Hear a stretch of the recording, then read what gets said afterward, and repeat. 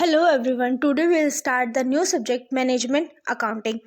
आज हम बात करेंगे मैनेजमेंट अकाउंटिंग का मीनिंग क्या होता है, उसके फंक्शंस क्या होते हैं। अब हम बात करते हैं मेनली मैनेजमेंट अकाउंटिंग क्या होता है एंड ये क्यों यूज़ होता है, कहाँ पर यूज़ होता है, और सबसे बड़ी चीज़ कि मैनेजमेंट अकाउंटिंग एक कॉमर्स स्टूडेंट के लिए बहुत ही इम्पोर्टेंट सब्जेक्ट है। ठीक है, चाहे वो बीकॉम के स्टूडेंट हो, बीबीए के स्टूडेंट हो, एमकॉम के स्टूडेंट हो, या फिर और जो कॉमर्स से रिलेटेड जितने भी स्ट्रीम्स हैं उनके स्टूडेंट हो। मैनेजमेंट ये दो वर्ड का कॉम्बिनेशन है, मैनेजमेंट प्लस अकाउंटिंग। जैसा कि लिखा हुआ है meaning, it comprise of two words, management plus accounting. Management is the process of planning and organizing the resources and activity of a business to achieve specific goal। अपने goals को achieve करने के लिए हम जो भी एक्टिविटीज़ करते हैं अपने बिजनेस के अंदर, जो भी हम प्लानिंग करते हैं उसको जिस तरीके इम्प्लीमेंट करते हैं, ये सारी चीज़ क्या है, ये सब कुछ हमारा मैनेजमेंट के अंदर कवर होता है। हम उसे कहते हैं मैनेजमेंट। अब हम बात करते हैं अकाउंटिंग क्या होता है। अकाउंटिंग जो होता है which is often just called accounting, it is a process of measuring, processing and sharing financial and other information about business। चाहे आप कैश फ्लो स्टेटमेंट हो गया, चाहे आप ट्रायल बैलेंस बनाते हो, चाहे आप बैलेंस शीट बनाते हो, वो सारी चीज़ कहाँ से रिलेट करती है, अकाउंट से रिलेट रखती है। ठीक है, और एक बिजनेस में जो फाइनेंशियल पोजीशन है वो भी हमारी कहाँ पे डिनोट की जाती है, वो भी हमारी डिनोट की जाती है अकाउंटिंग के अंदर। ठीक है, कि हम देखते हैं हमारा रिवेन्यू कितना है, हमारी सेल्स कितनी है, हमारी परचेज कितनी है, हमारा आउटपुट कितना आ रहा है, हम कितना कंपनी के अंदर एक्सपेंस कर रहे हैं, ये सारी चीज़ हम अकाउंटिंग के अंदर मेजर करते हैं। हम बात करते हैं इसका कॉम्बिनेशन करके मीनिंग क्या निकलता है। Management accounting is a method of accounting that create statement, report and document that help management in making better decision related to their business performance. ठीक है, जो बिजनेस की परफॉर्मेंस होती है उनको चेक करने के लिए, टाइम टू टाइम उनमें इम्प्लीमेंट करने के लिए, कुछ नए नए डिसीजन लेने के लिए हम क्या करते हैं, रिपोर्ट प्रिपेयर करते हैं। वो रिपोर्ट हमारी मैनेजमेंट प्रिपेयर करती है। मैनेजमेंट के अंदर क्या था, प्लानिंग। वो प्लान कैसे करते हैं, वो एक चार्ट देखते हैं। चार्ट किस फॉर्म में होता है, उस चार्ट में होता है कि इस ईयर हमारी इतनी अर्निंग हुई, अगले ईयर हमारा ये टारगेट है, ये गोल है, या फिर हमने लास्ट ईयर इतना रिवेन्यू लगाया था और हमारे एक्सपेंस इतने हुए थे, इस ईयर हमारा प्रॉफिट मार्जिन इतना है, नेक्स्ट ईयर इतना होना चाहिए। ये सारी चीज़ें हम उसके अंदर मेजर करते हैं। ठीक है, managerial accounting is preliminary used for internal purpose. Management accounting जो है उसे हम मैनेजरियल अकाउंटिंग भी कहते हैं। ये कहाँ यूज़ होती है, ये सिर्फ कंपनी के इंटरनल पर्पस में यूज़ होती है। यानी कंपनी की जो इंटरनल वर्क होता है, जब हम प्लानिंग कर रहे हो या फिर हम कोई ऐसा डिसीजन ले रहे हो कि हमें कितना अपनी कंपनी में फाइनेंशियल जो है उसे लगाना है और कितना हमें उससे आउटपुट लेना है, ये सारी चीज़ों के लिए। अब हम बात करते हैं डेफिनेशन। डेफिनेशन के अकॉर्डिंग टू स्कॉलर, मैंने आपको लास्ट वीडियोस में भी मैं बताया कि मैं प्रेफर करती हूँ अकाउंटिंग को आप स्कॉलर लिख कर आए, क्योंकि बहुत सारे बच्चे एग्जाम में ना ये भूल जाते हैं कि स्कॉलर जो डेफिनेशन है वो ऑथर का नाम क्या है। ठीक है, जब हम नाम भूल जाते हैं तो हम गलत नाम लिख के आ जाते हैं, शायद उस पर्सन ने वो डेफिनेशन दी ही ना हो। ठीक है, अगर हम स्कॉलर लिखेंगे, हम डेफिनेशन अपनी तरफ से भी बनाकर लिख कर आएंगे ना, तो भी उसमें प्रॉब्लम नहीं है, क्योंकि बहुत सारे स्कॉलर्स यानी बहुत सारे ऑथर्स ने अलग अलग डेफिनेशन दी होती है। ठीक है, हम उनको कॉम्बिनेशन भी कर सकते हैं, हम उनमें कोई अमेंडमेंट भी कर सकते हैं। ठीक है, तो हम किसी भी तरीके लिख कर आते हैं। एग्जामिनर को सिर्फ और सिर्फ मीनिंग क्लियर होना चाहिए। अगर हम स्कॉलर लिखते हैं तो उससे कोई फर्क नहीं पड़ता कि आप डेफिनेशन में क्या मतलब कितना किसकी डेफिनेशन उठाकर लिख कर आए हो, आपने 2 की मर्ज की है, 3 की मर्ज की है, आपने 5 ऑथर्स की पढ़ी है, इससे कोई फर्क नहीं पड़ता। लेकिन अगर आप एक स्पेसिफिक ऑथर का नाम लिख कर आते हो तो डेफिनेशन में बहुत फ़र्क पड़ता है कि हाँ आपने डेफिनेशन में किसी और के पॉइंट्स को तो नहीं मर्ज किया। ठीक है, तो इसीलिए मैं प्रेफर करती हूँ कि आप स्कॉलर लिखें। Management accounting is concern with the presentation of professional knowledge and ability to reveal accounting information. Management accounting किस चीज़ पर ध्यान देता है, कंसर्न करना मतलब कि इस चीज़ पर ध्यान देना। With the presentation of professional knowledge, यानी कि किस चीज़ पे, प्रोफेशनल की नॉलेज पे ध्यान देता है कि उनकी प्रेजेंटेशन स्किल कैसी है। And ability to reveal accounting information which में help to the management in policy formulation. ये बहुत ही हेल्प करता है मैनेजमेंट की पॉलिसी फॉर्मुलेट करने के लिए, यानी कि कोई भी नई प्लानिंग करने के लिए, कोई भी डिसीजन लेने के लिए। पॉलिसी फॉर्मुलेशन में आप ये भी चीज़ दे सकते हो कि कोई भी नया हम अमेंडमेंट करना चाहते हैं या कोई भी नई हम अपनी कंपनी के अंदर कुछ ऐसा लाना चाहते हैं जो हम पहले कभी लाए नहीं हैं, या कुछ जो पहले चल रहा है उसमें कुछ नया लाना चाहते हैं, उसे हम कहते हैं फॉर्मुलेट करना। प्लानिंग करना and controlling for the undertaking, कि जो भी हम कर रहे हैं वो सब हमारे हाथ में रहे, हमारे अंडर में रहे, कि हम कहीं ऐसा ना हो कि हम एक पे जा रहे हैं और दूसरे काम को पीछे छोड़ रहे हैं, ऐसा ना हो। तो उस चीज़ के लिए भी कंपनी पूरा अपना ध्यान रखती है। तो वो मैनेजमेंट अकाउंटिंग के अंदर इसलिए होता है क्योंकि मैनेजमेंट एक बहुत ही सॉलिड पिलर होता है कि एक ग्रोथ को संभालने के लिए, ठीक है, एक पूरी ऑर्गेनाइजेशन को संभालने के लिए मैनेजमेंट एक बहुत ही सॉलिड पिलर है, ठीक है। तो अकाउंटिंग उसमें उसकी बहुत ज़्यादा हेल्प करता है। देन हम बात करते हैं फंक्शन ऑफ मैनेजमेंट अकाउंटिंग की। मेरा हर वीडियो में मीनिंग को अच्छे से समझाने का सिर्फ एक ही रीज़न होता है कि आपको जब मीनिंग अच्छे से क्लियर होगा ना तो आप उस पूरे सब्जेक्ट को बहुत ही अच्छे से समझ सकते हैं। अब आप इसके जितने भी पॉइंट्स हैं उसको बहुत ही ईजीली अंडरस्टैंड कर सकते हैं। फर्स्ट पॉइंट है फोरकास्टिंग एंड प्लानिंग। फोरकास्टिंग यानी कि फ्यूचर के बारे में सोचना और प्लानिंग करना।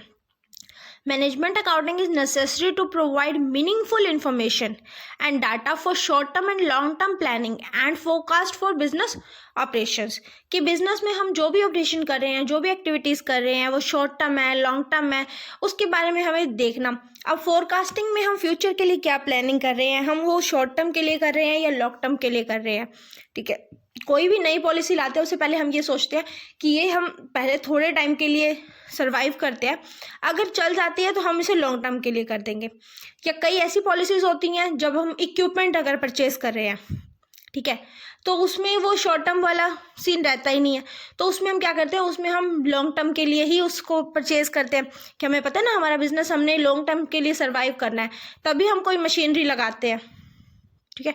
तो अब हम इसमें प्लानिंग तभी करते हैं जब हम अपने फ्यूचर पे पूरा बेस्ड हो जाते हैं कि हाँ हमें ये चीज़ बहुत लंबे समय तक चलानी है। नेक्स्ट पॉइंट है हमारा organising. It help the company in organising its human and non human activities. कि इसमें हम क्या करते हैं, कंपनी में ऑर्गेनाइजिंग का एक बहुत इंपॉर्टेंट रोल रहता है जिसके अंदर हम ऑर्गेनाइज करते हैं डाटा को भी, ठीक है। तो इसने कहा human and non human activities. Non human activities के अंदर हमारा मेनली रहता है डाटा, ठीक है। Using data they prepare budget and ascertain individual cost center and then delegate the budget to each different center, ठीक है। इसके अंदर हम मेनली ये चीज़ भी देखते हैं कि हम अपना बजट प्रिपेयर करते हैं। जैसे हम डेली अपना मंथली बजट प्रिपेयर करते हैं, डेली बजट भी प्रिपेयर करते हैं, मंथली भी करते हैं, हर फैमिली करती है। तो उसमें हम ये देखते हैं ना कि हमारा इस चीज़ में इतना जाएगा, हमारा इस चीज़ में इतना जाएगा, हमारा ग्रोसरी में इतना, और हमारा और लग्जूरियस जितनी भी हमारी लाइफस्टाइल होते हैं उसमें हमारा इतना जाएगा। तो वो चीज़ें हम कितना देखते हैं, ठीक है। तो जो जो कॉस्ट जहाँ जहाँ आती है हम उसमें डिवाइड कर देते हैं। उसी तरीके कंपनी के बहुत सारे डिपार्टमेंट होते हैं, ठीक है। Production department, marketing department, sales department, financial department, तो वो उनके अंदर डिवाइड करते हैं, ठीक है। हर डिपार्टमेंट का एक अलग बजट होता है कि किस तरीके से वो वर्क कर रहा है, उसके अंदर कितने एम्प्लॉयज़ वर्क कर रहे हैं, उन एम्प्लॉय की जो सैलरी होती है, वो सारी चीज़ें उसके अंदर आ जाती है। It tries to improve the finance and accounting function of this business on modern lines. यानी कि आज के टाइम के अकॉर्डिंग हम इम्प्रूव कर सकते हैं अपनी फाइनेंस से रिलेटेड जितनी भी प्रॉब्लम होती है, कि हम ये देख सकते हैं कि अगर हमारे पास 1 लाख है तो हमें उसमें कितने पार्टीशन करने हैं, किस किस तरीके डिवाइड करना है कि भाई हमारा सारा काम भी हो जाए, ठीक है। परफॉर्मेंस वेरिएंस, कि हम परफॉर्मेंस चेक करते हैं। Management accounting check actual work done with common goal to analyse whether it is accomplish. कि वो पूरा होने तक हम ये चेक करते रहते हैं कि हमारा एक्चुअल वर्क क्या है और हम अपने कॉमन गोल से कितना दूर है, ठीक है, वो कब पूरा होगा। They control the organisation performance by utilise budgetary control, standard costing, cash and fund flow statement, accounting ratio, cost reduction program, return on investment and analysis of capital expenditure program. I think in सब के बारे में आपको पता होगा क्योंकि आप +2 में ये सब पढ़ चुके हैं, बट मैं आपको एक बार थोड़ा सा ब्रीफ में बता देती हूँ कि इसके अंदर हम क्या देखते हैं कि देखो, बजटरी कंट्रोल जो आप बजट बनाते हो, स्टैंडर्ड कॉस्टिंग यानी कि आप जो भी फॉर्मूलाज अडॉप्ट करते हो, cash flow, fund flow statement, आप जो भी जितने भी इसमें टेक्निक्स लगाते हो उस सब से आप ये देखते हो कि हम मेज़र आपका सिर्फ और सिर्फ एक ही रहता है कि भाई लास्ट में अल्टीमेट हमें प्रॉफिट कितना होगा। ठीक है, नेक्स्ट पॉइंट है कोऑर्डिनेटिंग। कोऑर्डिनेटिंग क्या है कि कितना कोऑर्डिनेशन है किस किस के बीच में, देखते हैं। Management accounting offer various coordination tools such as financial analysis, budgeting, financial reporting analysis, interpretation etcetera. These tool enhance the efficiency of the organisation and increase in profit. कि ऑर्गेनाइजेशन के प्रॉफिट को इंक्रीज करने के लिए हम ये सारे tools को यूज़ करते हैं। ये सब मैंने पहले आपको कहा ऊपर टूल एंड टेक्निक है, ये सब एक टूल और टेक्निक ही है, बट आप क्या करते हो, इन्हें चार्ट्स के रूप में प्रिपेयर करते हो, देन उसे हम देखते हैं कि हमारा आगे आने वाला बजट क्या है, हमारी किस तरीके से ग्रोथ होगी, हम एक रिपोर्ट प्रिपेयर करते हैं, फिर हम उसको एनालाइज करते हैं। ठीक है, नेक्स्ट पॉइंट है communication. Management accounting is an essential medium of communication. Different type of information is required at various management, top, middle and lower. अभी हम यहीं तक समझते हैं। मैनेजमेंट अकाउंटिंग एक बहुत ही इम्पोर्टेंट असेंशियल यानी कि बहुत ज़रूरी मीडियम है, यानी रास्ता है कम्युनिकेशन का। डिफरेंट टाइप ऑफ इंफॉर्मेशन, अलग अलग तरह की इंफॉर्मेशन होती है और अलग अलग डिपार्टमेंट्स को चाहिए होती है, टॉप लेवल को, मिडल को एंड लोअर लेवल को। The top management require precise information at the relative long duration. जो टॉप मैनेजमेंट होती है उन्हें किस तरीके की इंफॉर्मेशन चाहिए, उन्हें इंफॉर्मेशन चाहिए जो लंबे समय तक चल सके। ठीक है, कोई जब वो डिसीजन लेते हैं तो उन्हें ऐसी इन्फॉर्मेशन प्रोवाइड कराई जाए कि हाँ, क्योंकि हम टॉप मैनेजमेंट को डेली तो इन्फॉर्मेशन देते नहीं, तो हम क्या करते हैं टॉप मैनेजमेंट के लिए वीकली, मंथली, 6 मंथ, 4 मंथ उनका एक चार्ट बना लेते हैं कि लॉन्ग ड्यूरेशन के बाद टॉप मैनेजमेंट को हमें ये सारी की सारी इन्फॉर्मेशन प्रोवाइड करनी है। And where is the middle needs data at regular interval and lower management is interested in comprehensive information at short level. कि जो लोअर मैनेजमेंट होती है उन्हें शॉर्ट लेवल, उन्हें डे टू डे इन्फॉर्मेशन भी मिल जाती है, कुछ आवर्स में भी मिल जाती है क्योंकि नया काम किसी भी तरीके शुरू कर सकते हैं। बट मिडिल मैनेजमेंट को रेगुलर बेस पर चेक करते रहना पड़ता है कि हाँ ये प्रॉब्लम आ रही है, इसको सॉल्व करना है, इस तरीके से हमें अपने वर्क को डन करना है, ये सारी चीज़ें हम उसमें चेक करते हैं। नेक्स्ट बात करते हैं analysis and interpretation data. Interpret करना डाटा को, management accountant analyse the information, analyse करना मतलब यानी कि चेक करना, and present it to management and top authorities. कि डाटा को हम एनालाइज करने के बाद हम उसे सामने प्रेजेंट करते हैं टॉप मैनेजमेंट के, पर उससे पहले हम उसे अच्छे से चेक कर लेते हैं कि इसमें कोई कमी तो नहीं है, कोई गलती तो नहीं है, कोई सिली सी मिस्टेक हो, कोई भी अल्टर करनी हो तो वो आप कर सकते हो। They also add suggestion and comment in a non-technical way too. They can easily interpret and final result. कि अगर हमें फाइनल रिजल्ट से पहले कोई भी टेक्निकल, नॉन टेक्निकल कोई भी इंफॉर्मेशन, कोई सजेशन हमें उसमें ऐड करना है तो हम उसमें कर सकते हैं। Analyze the data is to plan, appropriate and make effective decision for the same data presented in the form of ratio, comparative statement and projected trend. कि फिर हम अपने डाटा को प्रेजेंट करते हैं कौन सी फॉर्म में, रेशो की फॉर्म में। रेशो की फॉर्म में हम तब प्रेजेंट करते हैं कि इस ईयर हमारी ये रेशो रही थी, हमारा इतना प्रॉफिट था और हमारे इतने रेवेन्यू लगे थे, नेक्स्ट ईयर हमारा इतना प्रॉफिट था और हमारी इतना सेल। ठीक है, ये सारी चीज़ें हम उसमें रेशियो या फिर कंपैरेटिव स्टेटमेंट के रूप में एक प्रोजेक्ट बनाकर भी प्रेजेंट कर सकते हैं। नेक्स्ट पॉइंट है business assets protection. The management accountant is responsible for the fund required to maintain, replace and repair the fixed assets available in the organization. कि जो भी बिजनेस के अंदर हमारी एसेट्स है, बहुत सारी एसेट्स होती है, प्लांट, मशीनरी, इक्विपमेंट्स, जो भी चीज़ें होती हैं उन सबको अगर उसमें कोई कमी है तो उन्हें रिप्लेस कराना, अगर कोई ऐसी कम दिक्कत है जो ठीक हो सकती है तो उन्हें रिपेयर कराना, ये सारी भी जो रिस्पॉन्सिबिलिटी होती है वो भी मैनेजमेंट की होती है। ठीक है, it is necessary for the smooth and uninterrupted flow of production which may adverse affect the company profit, जिसकी वजह से वो क्या होता है, कंपनी पे एडवर्स इफेक्ट पड़ता है। ठीक है, अगर हम टाइम टू टाइम उसमें चेंज नहीं लाते, हम अपनी जैसे मशीनरी ख़राब हो गई उसको पड़े रहने देते हैं, तो वो वर्क नहीं हो पाएगा, वर्क नहीं होगा तो कंपनी के जो प्रॉफिट है उस पर थोड़ा सा नेगेटिव इफेक्ट पड़ेगा। The finance required for fixed assets insurance also come under the management accounting function, कि जो भी हम इंश्योरेंस हम किसी भी चीज़ का कराते हैं, फिक्स एसेट्स का इंश्योरेंस होता है तो फिर हम उन्हें ठीक कराते हैं। ठीक है, अगर नहीं भी इंश्योरेंस होते तो भी हमें अपनी एसेट्स को टाइम टू टाइम ठीक कराना पड़ता है। नेक्स्ट पॉइंट है tax policy. The management accountant is responsible for tax payment. जो भी मैनेजमेंट अकाउंटेंट होते हैं, जो भी मैनेजर होते हैं, उनकी रिस्पॉन्सिबिलिटी बनता है कि टाइम टू टाइम टैक्स को पे करना। Whether a value added tax यानी कि वैट जो आप पहले पढ़ चुके हैं, इनकम टैक्स और other tax to the state, local और फेडरल गवर्नमेंट, कोई भी टैक्स आप छोड़े नहीं, कंपनी वाले सारे टैक्स पे करें। They prepare accurate tax payment report to show to various authorities.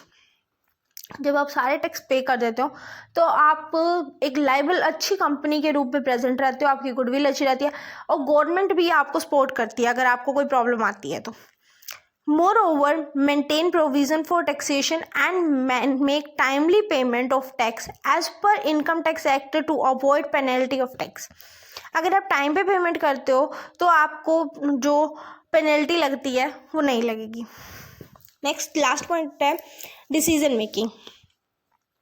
Management accounting provide accounting data and statistical information which adds in the effective decision making requirement for the successful survival of the business। अपने business को successful survive करने के लिए हमें जो भी information चाहिए होती है अपने डिसीजन लेने के लिए, using data they determine the long term and short term capital and suggested capitalisation requirement for the business. आपने कैपिटलाइजेशन, लिबरलाइजेशन, प्राइवेटाइजेशन आपने +2 के अंदर पढ़ा होगा, उसके अंदर ही आपने ये चीज़ें पढ़ी होंगी। ठीक है, नेक्स्ट पॉइंट है अदर फंक्शन। अदर फंक्शन के अंदर हम कहते हैं डाटा प्रोवाइड कराते हैं, मॉडिफाई डाटा को कर सकते हैं, जैसे अभी हमने एनालिसिस एंड इंटरप्रिटेशन में पढ़ा कि हम अपने डाटा को मॉडिफाई कर सकते हैं, उसमें चेंज कर सकते हैं, सजेशन दे सकते हैं। Use also qualitative information. Basic है कि हम क्वालिटेटिव इंफॉर्मेशन ही यूज़ करेंगे, हम कोई भी फर्दर इंफॉर्मेशन को यूज़ नहीं करते अपनी कंपनी के अंदर, अपने बिजनेस के अंदर, बिकॉज हमारा मेन रीज़न होता है कि हमारा बिजनेस ग्रोथ करे, हम अपने गोल को अचीव करें एंड प्रॉफिट अर्न करें। ठीक है, ये सब मेरे को आपको समझाने का सिर्फ एक ही मोटिव रहता है कि आपको इजीली और अंडरस्टैंड हो जाए, आपको समझ आ जाए, आपको हिंदी और इंग्लिश दोनों लैंग्वेजेस अच्छे से समझ आ जाए, जिसकी वजह से आपको आगे एग्ज़ाम में लिखने में भी दिक्कत ना हो। आपको समझ मीनिंग क्लियर होंगे ना, आप एग्ज़ाम में अपनी तरफ से बना के भी लिख सकते हो। ठीक है, ज़रूरी नहीं है लैंग्वेज मेरी लो, पॉइंट्स लो, लैंग्वेज अपनी बनाओ। ठीक है, अगर आप अपनी लैंग्वेज बनाते हो तो उससे बेस्ट कुछ नहीं है। ओके, एंड अगर आप लोगों को वीडियो अच्छी लगी हो तो प्लीज़ लाइक करें, शेयर करें, सब्सक्राइब ज़रूर कर दें चैनल को, क्योंकि सब्सक्राइबर की बहुत ज़रूरत है। And thank you so much for watching.